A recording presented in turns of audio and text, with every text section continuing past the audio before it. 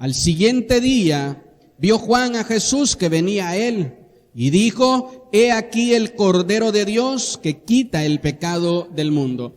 Jesús, el Jesús que Dios envió, no es el Cordero de Dios que viene a condenar al mundo.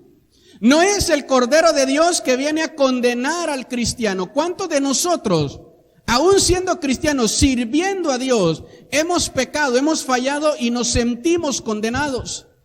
No nos sentimos con la confianza de poder venir a Jesús y decirle: Señor, fallé, cometí un grave error, caí en pecado, tomé una muy mala decisión y te pido que me perdones.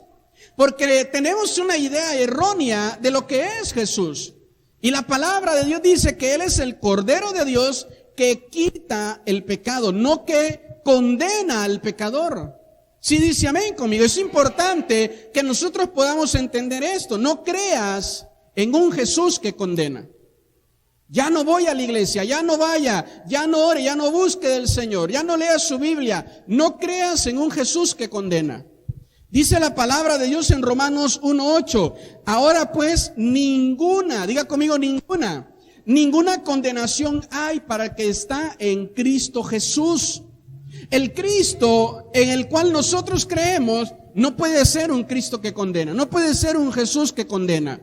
Cuando tú escuches que alguien te habla de un Jesús que ya no te va a poder perdonar lo que hiciste, de un Jesús que ya no te va a dar una oportunidad, mi consejo es que huyas de ese lugar, pero inmediatamente, porque ese no es el Jesús. Han venido muchos diciendo que ellos son Jesús.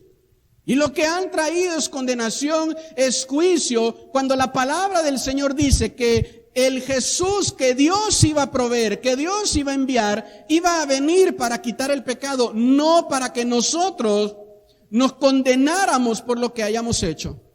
Entonces es importante que yo pueda entender cuál es la declaración que le está haciendo Juan a todos los que están ahí también mirando cuando Jesús viene a él. Y les dice: Él es Jesús, el Cordero de Dios que va a quitar nuestro pecado. Él es Jesús, el Cordero de Dios que va a liberarnos de todo pecado, no el Cordero de Dios que nos va a venir a condenar. Entonces tenemos nosotros que tener claro cuál es la comisión de Jesús. ¿Sí dice amén conmigo? Ahora, se usa la figura del Cordero que quita el pecado porque esto era algo al cual el pueblo judío estaba muy familiarizado. El pueblo judío llevaba corderos al tabernáculo y los sacerdotes lo degollaban y los sacerdotes vertían esa sangre sobre las personas y así el pecado era tapado, no quitado sino tapado. Las personas habían aprendido este rito de los judíos anteriores y cuando ellos ponían su mano sobre la cabeza del cordero antes de sacrificarlo, antes de degollarlo, hacían esta declaración, decían: yo he pecado y merezco morir, pero Dios ha permitido a este cordero que tome mi lugar. Esa era la declaración que hacían los judíos. Y después de que ellos declaraban eso, el sacerdote le cortaba el cuello al animal, vertían la sangre y ahora echaban la sangre sobre la persona. Y el animal era sacrificado en holocausto. Entonces, ellos aprendieron esta forma, conocían perfectamente a qué se refería con que había un cordero que iba a quitar el pecado. Pero, insisto, el cordero, ¿verdad?, de animal que ellos llevaban, no lo quitaba, solo lo tapaba. Y eso lo hacían continuamente. Pero había un cordero de un año, un cordero especial que llevaban una vez al año. Y eso lo llevaban para poder venir y a buscar el favor de Dios. Ahora, nosotros no tenemos que esperar una vez al año. Nosotros no esperamos el mes de diciembre, en Navidad, para entonces sentirnos mal de todo lo malo que hicimos y decirle: Señor, ahora sí te prometo que empezando enero, no hombre, no va a haber cristiano más calidad que yo, ahora sí le voy a echar ganas, hasta el gimnasio voy a ir para ponerme figurín. Dios no está esperando eso. Me motivan sus amenes. Lo que Dios está esperando es que nosotros podamos creer en Jesús como nuestro Cordero. Juan el Bautista les enseña que la forma, diga conmigo, la forma de ser libre de la culpa del pecado ya no va a ser un animal, provisto por el hombre, un cordero provisto por el hombre, sino que ahora un cordero provisto por Dios. Juan les está diciendo, todos ustedes saben y conocen que la forma de ir y pedir perdón por nuestros pecados es llevando un animal. Pero les quiero decir que ahora ahí viene Jesús, el que va a quitar nuestro pecado. Me motivan sus amenes. Juan les está diciendo que ahora Dios les está proveyendo una forma diferente para ellos ser libres de todo el pecado. Porque en algún punto, ¿verdad?, de la humanidad, el hombre cambió la forma. Y todavía nosotros lo tenemos. El hombre cambió la forma. La forma era que tú llevabas un animal, lo sacrificaban y en ese animal se cargaban tus pecados. Pero llegó un momento donde a lo mejor se acabaron los corderos o quién sabe qué pasó y el hombre dejó de hacer eso. Y ahora el hombre empezó a buscar sus justificaciones, empezó a buscar sus obras. Y por eso dice Efesios capítulo 2, verso 8 y 9. Porque por gracia somos salvos por medio de la fe. Y esto no de vosotros. No hay ninguno aquí que pueda traer a sí mismo el perdón por sus pecados. Pórtate todo lo bien que tú quieras. Eso no te va a traer perdón de pecados. Amén. Tú te puedes estar portando bien y pecando, fallándole al Señor. Tú puedes estar portándote bien y haciendo cosas incorrectas. Que la palabra de Dios dice que aún nuestras buenas obras son como trapos de inmundicia. Entonces siempre le he dicho a usted que es un poquito fuerte y grotesca esa palabra, pero eran los trapos que usaban las mujeres en el tiempo de su periodo. Y entonces a esos trapos llenos de sangre se le llamaban trapos de inmundicia. Y fíjese qué forma más grotesca de decirle a nuestras buenas obras. Dice, todos ustedes que hacen buenas obras, sus obras son como trapos de inmundicia. Pero ¿sabe por qué les declaran eso? Porque ellos querían presentarse delante de Dios con esas buenas obras. Yo no necesito a Jesús, aquí están mis buenas obras. No, necesitamos a Jesús. Y entonces cuando tú quieres comparar a Jesús con tus buenas obras, es ahí donde la Biblia dice, tus buenas obras son algo inmundo comparado con Jesús. Tus buenas obras no se pueden comparar con Jesús. La santidad y la pureza que hay en Cristo no la hay en nosotros. Y eso es lo que les enseña el apóstol Pablo. Y el verso 9 dice, no por obras para que nadie se gloríe. Quitar el pecado de tu vida significa quitar la mayor fuente de sufrimiento que tiene el hombre. La mayor fuente de sufrimiento que usted y yo tenemos es el fruto del pecado. Eso es lo que más nos hace sufrir. No el rorro que te deja, sino el pecado que hay en nuestra vida. El pecado es separación de Dios. Y cuando el hombre es separado de Dios, comienza una vida de sufrimiento. Y de donde provienen los mayores sufrimientos que tenemos en nuestra vida, nosotros se lo queremos culpar a nuestros padres. Y decimos, yo sufro porque mis padres, yo sufro porque no tengo un trabajo, yo sufro porque no tengo mi papá, yo sufro porque no tengo una casa. Queremos empezar a buscar que la raíz de nuestro sufrimiento está en todo. Y no volteamos a ver que nuestra relación con el Señor está afectada, está dañada. Y es eso lo que nos está provocando el mayor sufrimiento que el hombre pueda recibir. Si dice amén conmigo. El cordero del hombre versus el cordero de Dios. Esto es lo que nosotros, mire, tenemos que tener bastante claro en nuestro corazón. El cordero del hombre solo tapaba el pecado, el cordero de Dios lo quita. Me motivan sus amenes. No sé si ha visto esas caricaturas o esas películas donde la persona está barriendo y levanta el tapete y echa todo el polvo abajo del tapete. Ahí sigue la basura dentro de la casa. Entonces cuando nosotros venimos y queremos con nuestras buenas obras tapar nuestro pecado, tú tienes una vida falsa y de apariencia. En realidad tú no eres lo que todos los demás ven. Pero cuando tú vienes y vas a Cristo, puedes tú ser honesto, puedes tú ser transparente, puedes dejar a un lado las mentiras y comenzar a hablar con la verdad. Cuando tú no quieres, ¿verdad?, dejar que Cristo obre en ti, siempre vas a ver como una herramienta para salir de problemas las mentiras. Híjole, ya sé que a Dios no le gusta, pero es una mentirita piadosa, es una mentirita blanca.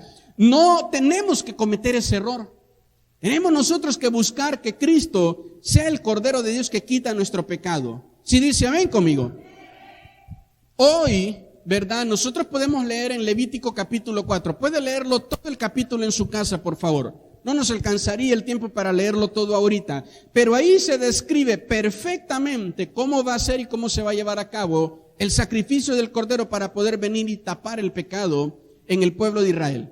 En Levítico capítulo 4. Y ahí claramente se les dice que solo es para tapar el pecado. Entonces nosotros tenemos que tener bastante claro esto. ¿Quién está ayudándome a mí en mis pecados? ¿El cordero provisto por mí o el cordero provisto por Dios? Si yo quiero buscar, ¿verdad?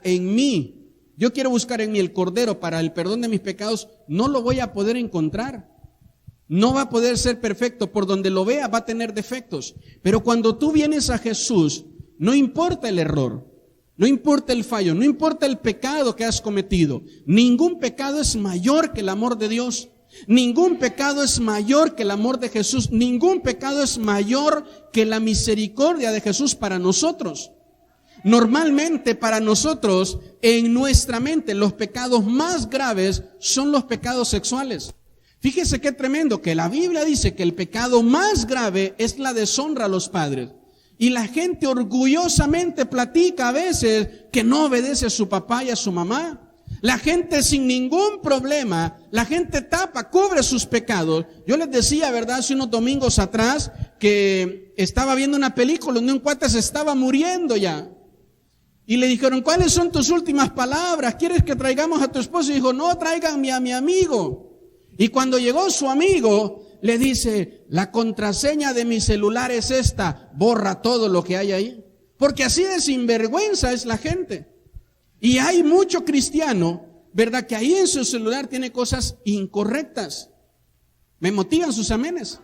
Entonces nosotros tenemos que aprender a venir y buscar que Cristo sea nuestro cordero y no nosotros. Entonces cuando tú ves tus pecados, tú dices, lo más grave que cometo son mis pecados sexuales. No, lo más grave que tú puedes cometer es la deshonra a tu papá y a tu mamá. Lo más grave que tú puedes cometer es la deshonra a Dios. La Biblia dice, esos son los primeros mandamientos. Y si transgredes los primeros mandamientos, deshonrar a tus padres, dice la palabra que acorta tus años de vida. Pudiendo haber durado los 70 años, muchos mueren a los 50, a los 40 o a los 30 años. Hay jóvenes que insultando, maldiciendo a su papá, se fueron de la casa a una fiesta, les gritaron de cosas, los golpearon, se fueron nada más a encontrarse con la muerte en la fiesta. Porque la palabra de Dios es clara, esos son los pecados más graves.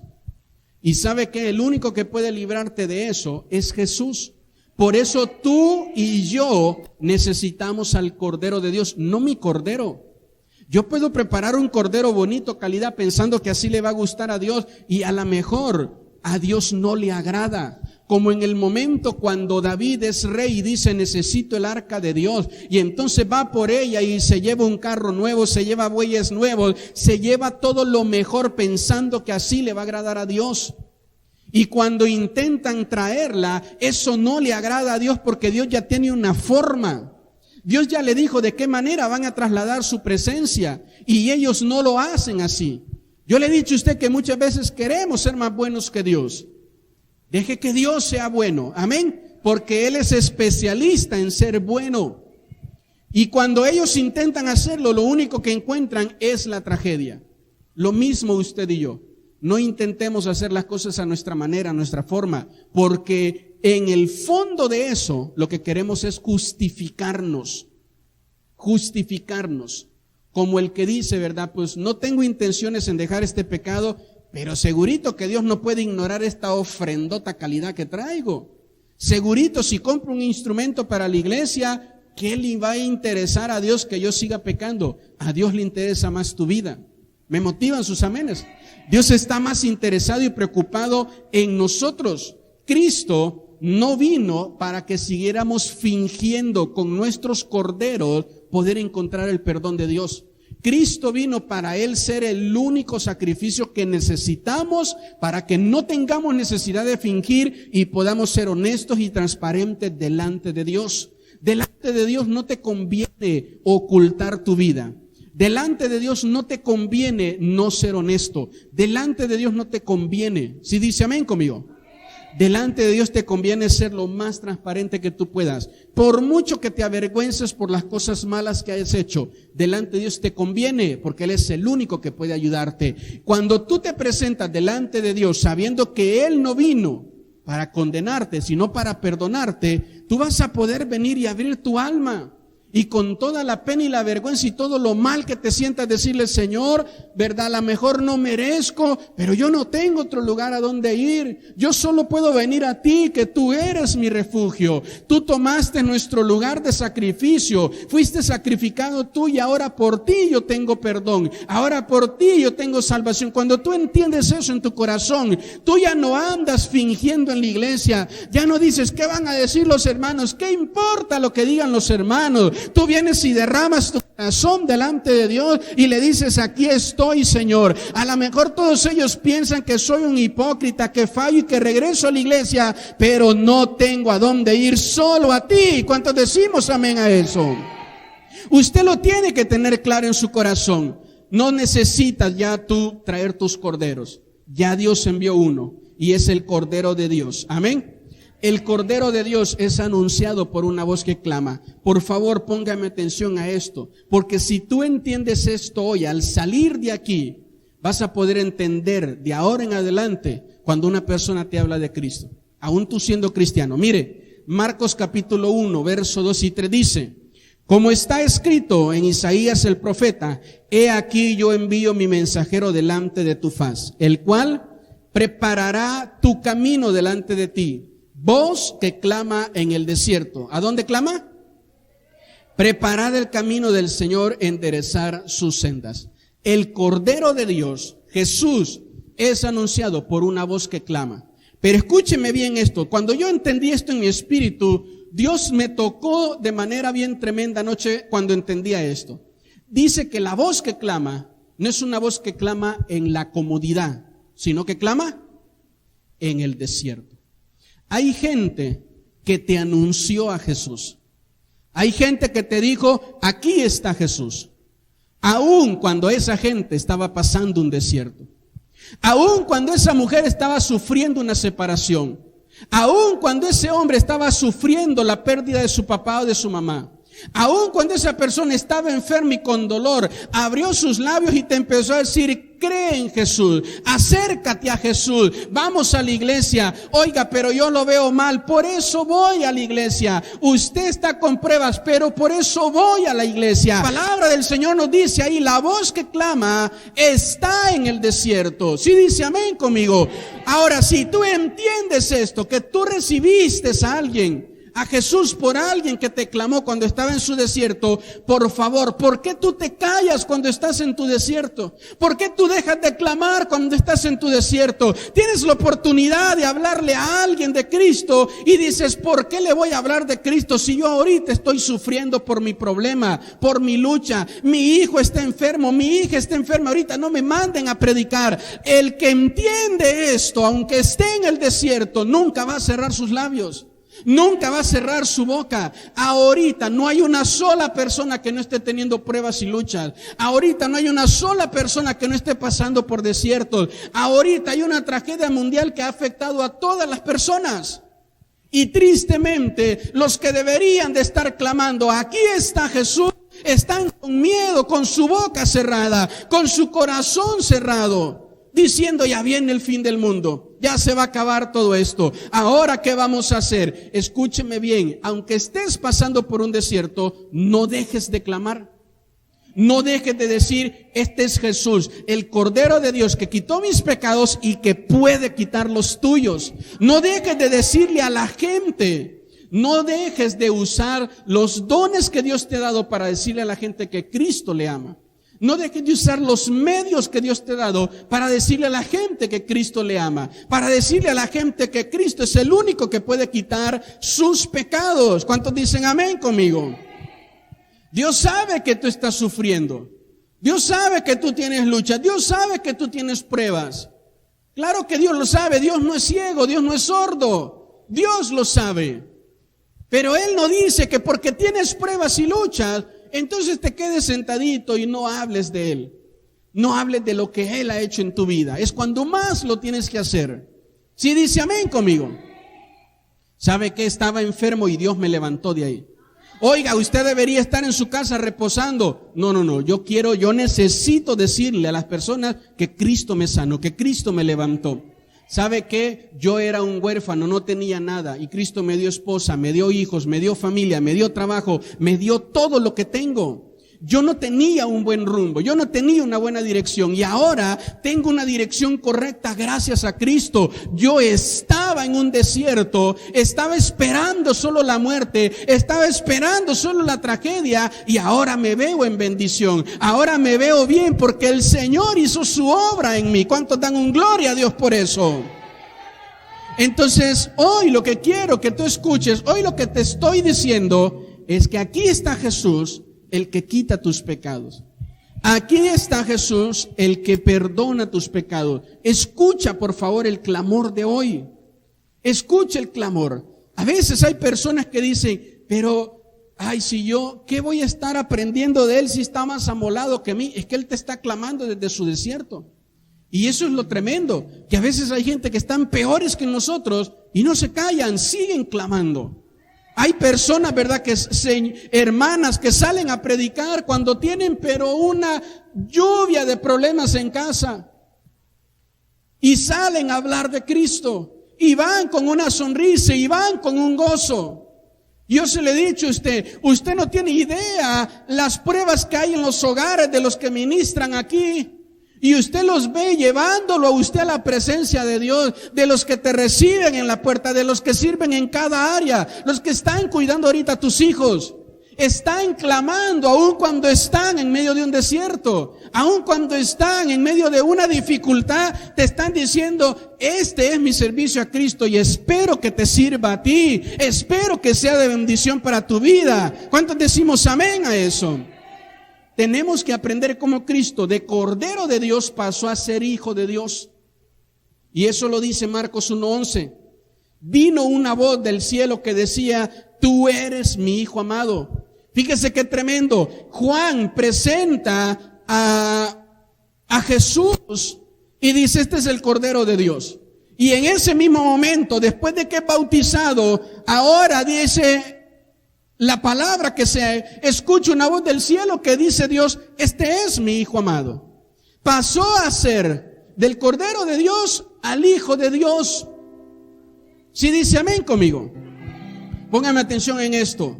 El Cordero de Dios nos liberaba del miedo al infierno, del miedo a la condenación. El Hijo de Dios nos muestra y nos acerca el amor del Padre. Cuando tú entiendes esto, tú sabes que Jesús llegó a ti como Cordero, pero se va a quedar a vivir en ti como Hijo de Dios. Entonces ya no tengo que tener miedo, ya no tengo que estar esperando que me sacrifiquen otro Cordero. Ahora el Hijo de Dios vive en mí. Ahora el Hijo de Dios está en mi corazón, en mi hogar. Y esto es lo que tenemos que tener claro en este tiempo.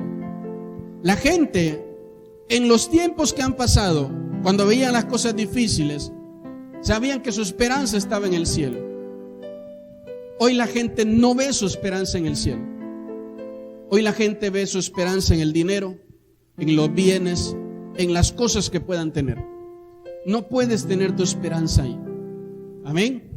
Si hay bienes, gloria a Dios y disfrútalos. Si no hay bienes, gloria a Dios, disfruta tu vida. No puedes tener tu esperanza ahí. Porque por eso es que cuando escuchas una mala noticia, tu esperanza se rompe en pedazos. Cuando no hay dinero, tu esperanza se rompe en pedazos.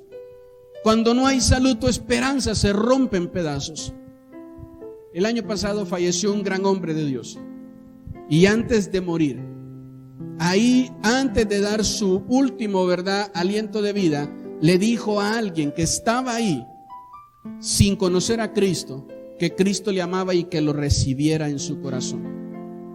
Y la persona que estaba ahí, que es quien cuenta este testimonio, dice, a mí me impactó cómo una persona está muriendo y en vez de preocuparse por ella, se está preocupando por mí. Es que cuando tú entiendes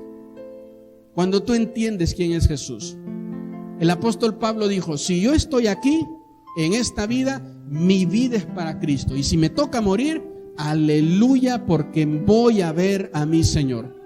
Cuando tú entiendes eso, no es que vas a andar buscando la muerte. Amén. No la andamos buscando, pero tampoco andamos con miedo. Nosotros andamos con paz y con esperanza. Tú conociste a Jesús como Cordero y todo el miedo que tú tenías ya lo llevó, ya se lo quitó. Amén. Todas las enfermedades, todas las dolencias ya se las llevó, ya se las quitó. Eso es lo que hace el Cordero de Dios, quita los pecados. Pero no te puedes quedar hasta ese nivel de relación. Ahora tienes que ir al siguiente nivel. El Hijo de Dios. De tal manera Dios nos amó que dijo, aquí está mi amor, a través de su Hijo. Ahora tienes que ir al Hijo amado de Dios. ¿Sí dice amén conmigo? Y tener una relación con Él. Tener una relación con Él. Si antes te sentías mal, sin valor, Cristo te da valor. Si te sentías, ¿verdad?, como te hayas sentido, Cristo restaura nuestra vida. Cristo restaura nuestro corazón. La figura de un cordero era la figura, ¿verdad?, del sacrificio que le daba al pueblo esperanza. La figura del cordero era la figura de un sacrificio que le daba al pueblo esperanza. Jesús, ¿verdad?, es nuestro cordero y en Él está nuestra esperanza. Cristo me da esperanza.